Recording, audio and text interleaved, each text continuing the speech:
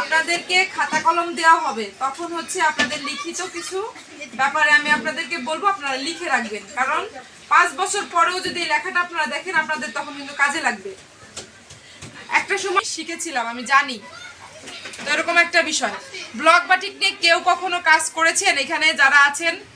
কখনো কেউ কি ব্লকের ছাপা, বাটিক ছাপা এরকম কোনো কাজ করছেন?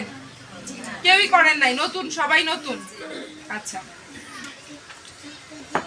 আর আমি দুটা জিনিস দেখাবো। এই যে দেখেন, আমার হাতের দিকে খেয়াল করেন সবাই। এই যে যে দেখছেন একটা ডিজাইন করা, কিন্তু কাঠের একটা শক্ত একটা কাঠের উপরে কিন্তু খুব সুন্দর করে একটা ডিজাইন করা। এই জিনিসটা যখন আমরা রং দিয়ে ছাপা দিব, এটাই হচ্ছে ব্লকের কাজ।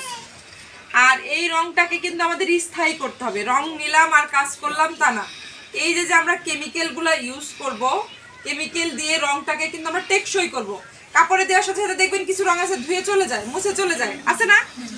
কিন্তু কিছু কিছু রং একদম স্থায়ী, যেটা আপনি 1000 বার ধুইলেও ওটা উঠবে না, কাপড় ছিঁড়ে যাবে কিন্তু রং যাবে না।